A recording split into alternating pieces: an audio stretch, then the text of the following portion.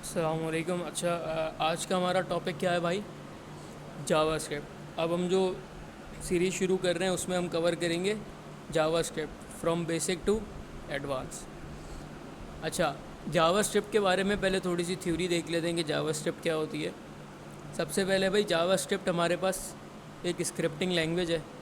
वही अगर हम वेब डेवलपमेंट की बात करें तो हमारे पास हमने सबसे पहले क्या पढ़ी? HTML पढ़ ली, जिसमें हमने क्या करा, वेबसाइट को एक स्ट्रक्चर दिया, CSS के थ्रू उसको स्टाइल कर लिया, रिस्पॉन्सिव कर ली। अब जावास्क्रिप्ट के थ्रू हम दो काम मेजरली कर रहे होंगे। पहला काम, अपनी वेबसाइट को इंटरेक्टिव बनाना, मतलब यूज़र इंटरेक्शंस पे उसका बिहेवियर चेंज हो रहा हो। क्या मतलब हुआ सर? मतलब कि अगर के यूज़र कोई क्लिक करे या कुछ करे तो उस पर वेबसाइट का बिहेवियर चेंज होना चाहिए। मतलब कुछ ना कुछ रिस्पॉन्ड उसके इंटरेक्शन पे करे। सेम एज स्टैटिक वेबसाइट नहीं होगा जहाँ पे हमने सिर्फ कंटेंट डाल दिया, बटन्स भी डाल दिए, लेकिन वो कुछ काम नहीं करते थे, क्लिक्स पे या कुछ भी इंटरेक्शंस नहीं थी। फिर हमारे पास दूसरी चीज़ जो होती है मेजरली, वो होती है डायनामिक डेटा पे हम काम करेंगे। जैसे कि हमारे पास एक प्रोडक्ट पेज है। पहले हम क्या कर रहे होते थे? सिंपल वो प्रोजेक्ट पेज बनाते थे HTML CSS से। मतलब कि आपने HTML में जो डेटा लिखा वो वही डेटा दिखा रहा है। 5 प्रोडक्ट हैं तो 5 दफ़ा कार्ड बनाना पड़ेगा आपको हर प्रोडक्ट के लिए। बट अब हम क्या कर रहे होंगे, या तो एक अपने पास लोकली फ़ाइल बना के वहाँ पे डेटा रख के वहाँ से यूटिलाइज़ करेंगे, और डायनेमिकली जावास्क्रिप्ट के थ्रू अपनी HTML में डेटा पॉपुलेट कराएंगे, या दूसरा APIs के थ्रू डेटा कॉल करके वहाँ पर मैनिपुलेट करा देंगे। तो आपके पास डेटा क्या हो गया? डायनामिक हो गया। ठीक है। अच्छा, ये कुछ डॉक्यूमेंटेशन थी जो मैंने बनाई थी। तो यहाँ पर क्या है, व्हाट जावास्क्रिप्ट रियली इज़। भाई जावास्क्रिप्ट क्या है? हाई लेवल लैंग्वेज है, इंटरप्रेटेड है, single threaded prototype based multi paradigm scripting language, mainly use for web development. भाई जावास्क्रिप्ट हमारे पास जो आई थी उसका पर्पस था माइक्रो ऑपरेशंस परफॉर्म करने का ब्राउज़र्स पे। बट टाइम के साथ साथ जावास्क्रिप्ट बहुत पॉपुलर होती गई और अपने आप को इतनी एवेल्यूएट होती गई कि अब पूरी एक प्रॉपर प्रोग्रामिंग लैंग्वेज की तरह आप काम उस पर कर सकते हो। मेन पर्पस क्या है? It makes web pages dynamic and interactive. कहाँ पर चलती है भाई? वाया जावास्क्रिप्ट इंजन इन ब्राउज़र्स। जावास्क्रिप्ट कहाँ चलती है? ब्राउज़र्स पे चलती है। जावास्क्रिप्ट डिपेंडेंट होती है किसी इंजन के कि वो उसको चलाए। ठीक है।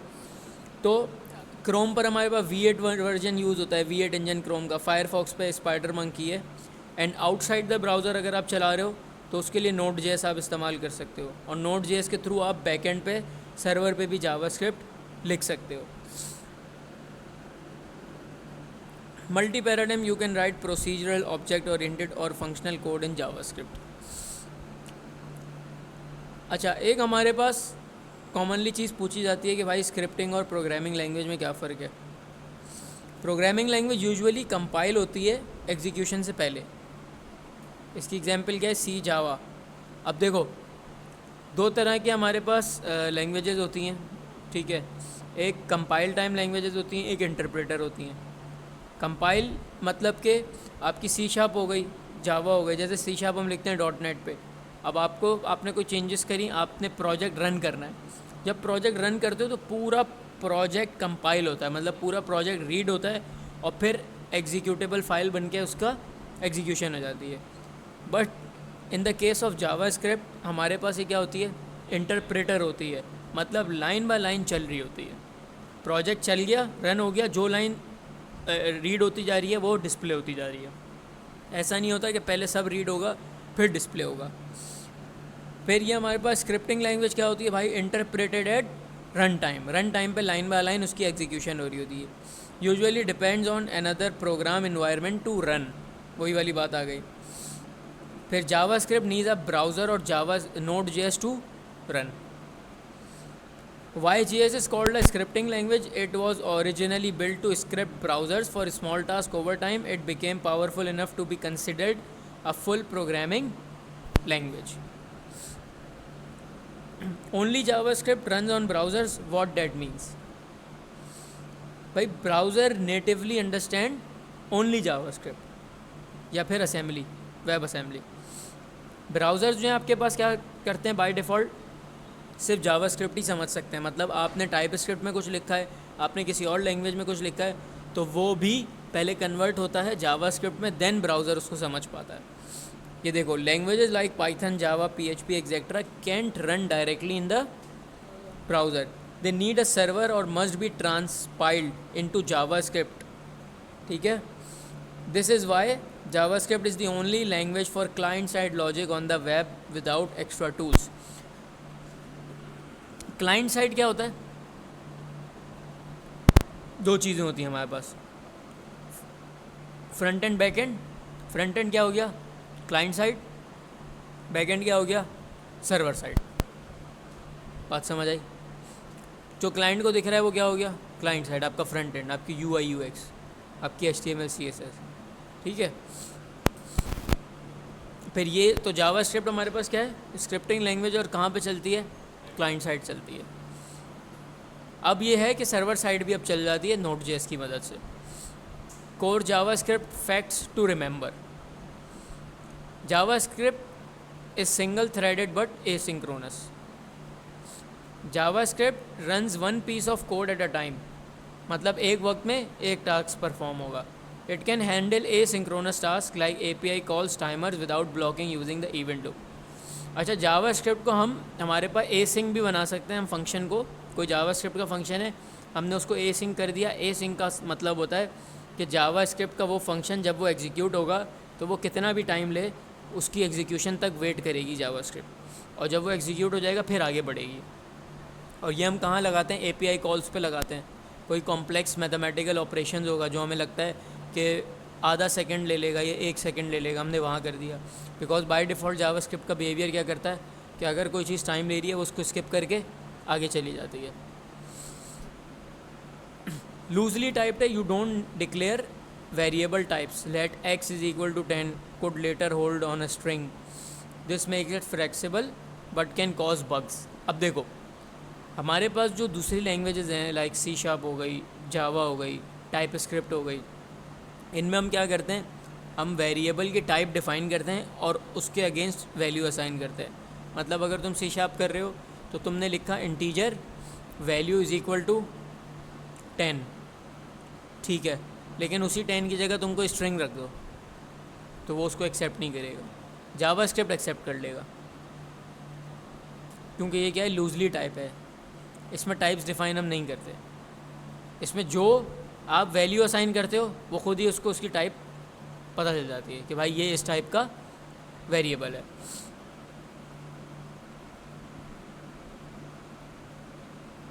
Dynamically type checking happens at run time not before execution. Run time पे चेक करता है, interpreted and GIT compiled. JS is parsed and executed line by line, but modern engine just in time compile for speed. Runs everywhere. Browsers पे चलता है, client side पे, और server पे चलता है नोड जैसे। कुछ चीज़ें हैं इसमें जो हम फिर बाद में जाके इंटरव्यू क्वेश्चंस के हवाले से, वो हम जब चीज़ें कवर करेंगे तो उसके हिसाब से पढ़ेंगे। हमें एक जावास्क्रिप्ट का बेसिक ओवरव्यू मिल गया, और मेजरली हमारे पास जावास्क्रिप्ट किस लिए यूज़ होती है, आपकी वेबसाइट को इंटरैक्टिव और डायनामिक बनाने के लिए। अब आते हैं इसकी प्रैक्टिकल इम्प्लीमेंटेशंस की तरफ। तो यहाँ पर सबसे पहले अगर हम एक फ़ाइल क्रिएट करते हैं,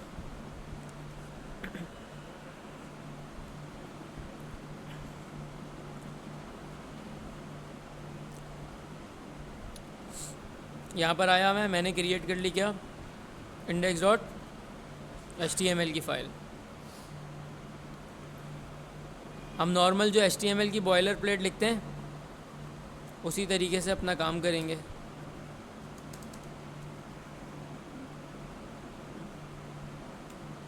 ये हमारे पास बॉयलर प्लेट आ गई, एक हेडिंग दे देते हैं, और यहाँ पर हम जो है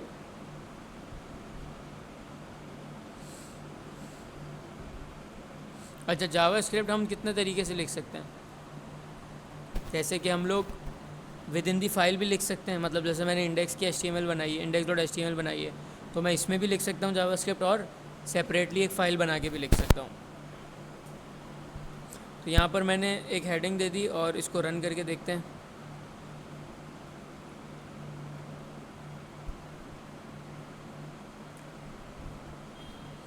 हमारी फ़ाइल रन हो गई।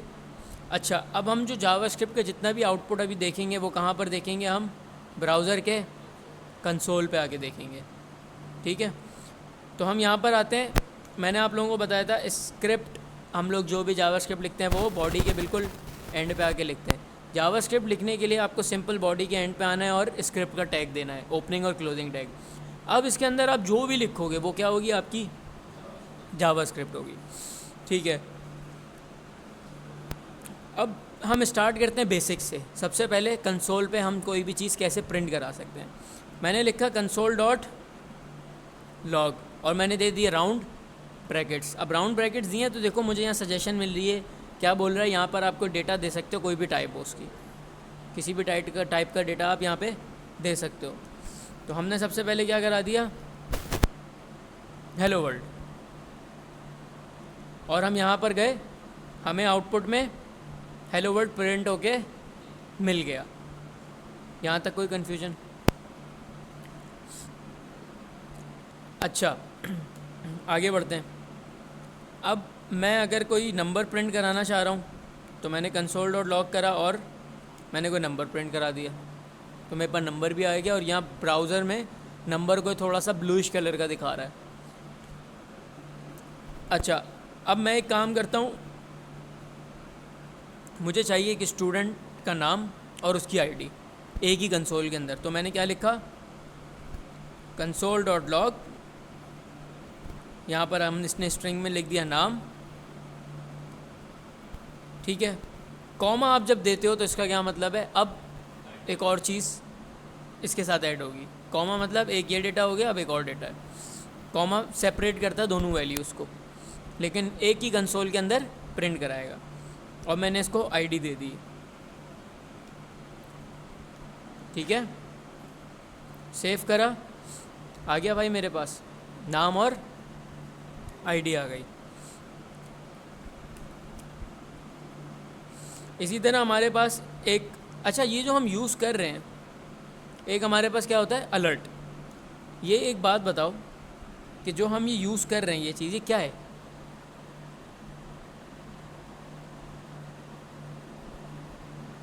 ये बाय डिफ़ॉल्ट क्या है, एक फंक्शन है, ब्राउज़र का फंक्शन है। अब अलर्ट का क्या मतलब है कि हमारे पास क्या आएगा, एक पॉपअप टाइप आएगा। जैसे कि एक बंदे ने लॉगिन किया तो हमने क्या करा दिया, लॉगिन सक्सेस, और यहाँ पर गए, जैसे ही हम रिफ़्रेश करेंगे आ जाएगा, ये पेज चला, दोबारा रिफ़्रेश करो दोबारा आ जाएगा। यहाँ तक कोई मसला? अब जहाँ भी आपको कोई कीवर्ड उसके साथ राउंड ब्रैकेट लगे हुए दिख जाएं, इसका क्या मतलब होता है, आप कोई ना कोई बिल्ट इन मेथड या फंक्शन कॉल कर रहे हो। क्या मतलब होता है, आप कोई भी बिल्ट इन जो मेथड एक बना हुआ है या फंक्शन जो बना हुआ है, आप उसको कॉल कर रहे हो, मतलब उसको यूज़ कर रहे हो। सही है, वो हम फर्दर जब फंक्शंस पढ़ेंगे तो ये चीज़ और क्लियर हो जाएगी। अलर्ट्स को बंद कर देते हैं, नहीं तो बार बार ये अलर्ट हमारे पास सामने आते रहेंगे। अच्छा जी, अब हम आ जाते हैं कुछ मेन चीज़ों पे। डेटा टाइप्स हम जावास्क्रिप्ट में डिफ़ाइन नहीं करते, बट स्टिल डेटा टाइप्स तो यूज़ होती हैं, बट यहाँ पर थोड़ा डिफरेंट तरीके से काम हो रहा होता है। सबसे पहले हम ये देखते हैं कि हम जावास्क्रिप्ट में वेरिएबल कैसे बना सकते हैं। ठीक है, हम जैसे बाकी लैंग्वेजेस में लिखते थे इंटीजर वेरिएबल का नाम और उसको वैल्यू देते थे, जावास्क्रिप्ट में कैसे लिखते हैं, मैंने लिखा VAR मीन्स वेरिएबल। वेरिएबल क्या है, एक कीवर्ड है। क्या है ये, एक कीवर्ड, वेरिएबल। वेरिएबल के बाद क्या आता है, वेरिएबल का नाम आ जाता है। मैंने लिखा क्या, यूज़र नेम। तो हमारे पास सेकंड चीज़ क्या आई, यूज़र नेम ही लिख देते हैं यहाँ जस्ट फॉर एग्जांपल, और यहाँ ये कहलाता है क्या है, इसको ऐसे कर देते हैं,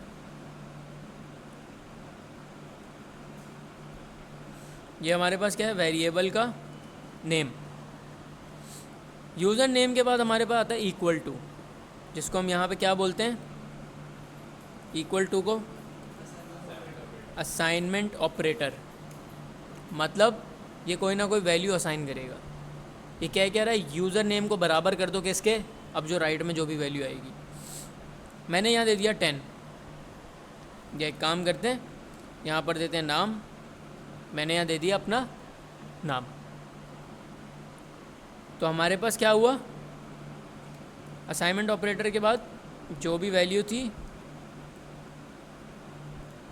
इसको हम बोलेंगे वेरिएबल वैल्यू, मतलब वेरिएबल की वैल्यू है ये, ऐसा ही है भाई।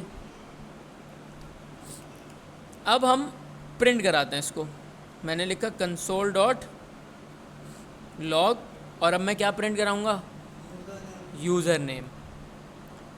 यूज़र नेम एज सच क्या है, एक वेरिएबल है जो कि एक वैल्यू कंटेन कर रहा है। अब एक बात करते हैं, वेरिएबल क्या होता है, वेरिएबल एक ऐसा कीवर्ड या ऐसा वर्ड जो कि कोई ना कोई वैल्यू कंटेन कर रहा हो। वेरिएबल कंटेन्स अ वैल्यू, अब वो कुछ भी हो सकती है।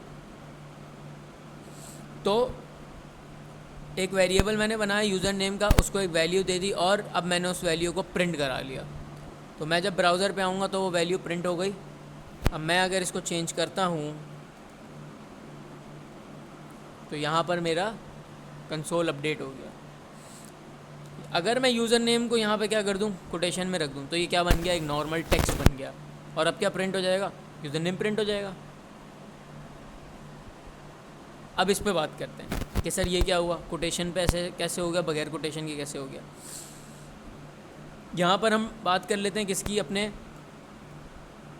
डेटा टाइप्स की। ठीक है, मैंने लिखा variable first name equal to,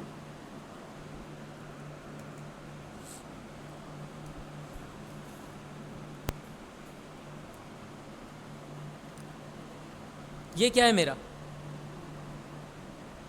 जो भी नाम या जो भी चीज़ आपने कोटेशन के अंदर रख दी वो क्या कहलाएगी, स्ट्रिंग। हमारा जो कीबोर्ड है ना, कीबोर्ड हमारे पास जो कीज़ होती हैं सारी चीज़, वो मेनली डिवाइड होता है 3 चीज़ों पे। Generally we have 3 types. ठीक है, कौन सी 3 टाइप्स, पहले में आ जाते हैं हमारे नंबर्स। कीबोर्ड की मैं बात कर रहा हूँ, आपकी कीबोर्ड में क्या होता है, नंबर्स होते हैं, और क्या होते हैं, अल्फ़ाबेट्स होते हैं, ऐसा ही है। और क्या होता है, स्पेशल कैरेक्टर्स होते हैं।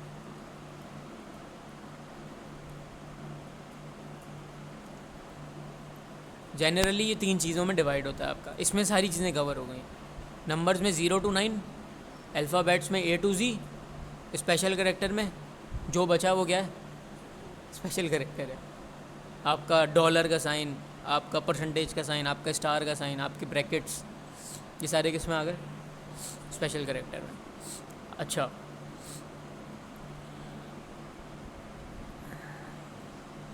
तो यहाँ पर हमने क्या पढ़ लिया, कोई भी चीज़ आप डबल कोटेशन के अंदर रखते हो तो वो एज ए स्ट्रिंग काउंट होती है। मतलब ये एक नॉर्मल टेक्स्ट है भाई, इससे ज़्यादा कुछ भी नहीं है, ये जो है वही है, ये कोई वैल्यू होल्ड नहीं कर रहा। अगर मिर्ज़ा लिखा है तो ये मिर्ज़ा ही है। ठीक है, इसी तरह अब इसमें हम क्या क्या लिख सकते हैं भाई, इसमें आप सब लिख सकते हो, इसमें आप कचरा भी लिख सकते हो, इसमें आप स्पेशल कैरेक्टर भी लिख सकते हो, नंबर भी लिख सकते हो, अल्फ़ाबेट भी लिख सकते हो। क्यों, क्योंकि भाई ये तो स्ट्रिंग है ना यार, नॉर्मल स्ट्रिंग है, एक टेक्स्ट है, टेक्स्ट को तो कोई टेक्स्ट एरर में नहीं आता, टेक्स्ट में आप तो कुछ जो लिखना लिखो, ऐसा ही है। फिर हमने क्या लिखा, वार स्टूडेंट आईडी, और इसको हम एक आईडी दे देते हैं। आईडी क्या होती है? नंबर्स में होती है। मैंने क्या दे दी? एक आईडी दे दी इसको। इसको प्रिंट कराते हैं। मैंने क्या करा? कंसोल डॉट लॉग STID, और यहाँ पर इसको क्या कर देते हैं? First name. मेरे पास आउटपुट क्या आएगा? मिर्ज़ा और 124009 आ गया भाई। अच्छा, ये हमारे पास कौन सा डेटा टाइप हो गई? आपने विदाउट कोटेशन नंबर यूज़ करे, वो क्या है भाई? Simple number. फिर आपने लिखा वेरिएबल, और आप देते हो लेट से, मैं देख रहा हूँ कि यूज़र लॉगिन है कि नहीं है, तो मैंने लिखा इज़ लॉगिन। क्या लॉगिन है? मैंने बोल दिया फॉल्स, लॉगिन नहीं है। ट्रू एंड फॉल्स क्या होता है हमारे पास? बूलियन वैल्यूज़, ट्रू या फिर फॉल्स, ये हमारे पास होती हैं बूलियन। ठीक है भाई, बूलियन वैल्यूज़ होती हैं ये। इसको आप स्ट्रिंग में नहीं लिखते बिकॉज ये प्री डिफाइंड है और ये एक सर्टेन इसकी फंक्शनैलिटी है, और इसको आप वेरिएबल भी नहीं बना सकते। क्यों नहीं बना सकते? क्योंकि बाय डिफ़ॉल्ट ये फिक्स्ड है, ये फिक्स्ड है। इसका एक काम है, फॉल्स का क्या है काम? बूलियन वैल्यूज़ डिफ़ाइन करना, सही गलत। आप ट्रू और फॉल्स यूज़ नहीं कर सकते। इसी तरह आप बाकी भी वो चीज़ें यूज़ नहीं कर सकते जो पहले से जावास्क्रिप्ट के रिजर्व्ड कीवर्ड्स हैं, वो आप यूज़ नहीं कर सकते। इसको भी प्रिंट करा लेते हैं। Console dot log is false आ गया। आगे बढ़ते हैं। अब मैंने लिखा वेरिएबल डेटा, और डेटा को मैं दे रहा हूँ नल। नल बाय डिफ़ॉल्ट एक वैल्यू है। नल क्या है? एक वैल्यू है जिस पे हम तब यूज़ करते हैं जब ये, मतलब ये एक मोहर होती है, समझ लो कि इसमें डेटा नहीं आएगा। लेट से नल लगा दिया, मतलब ये वैल्यू है जो कि क्या कह रही है? इस डेटा की कोई वैल्यू नहीं है, ये नल है। इसको भी प्रिंट करा लेते हैं।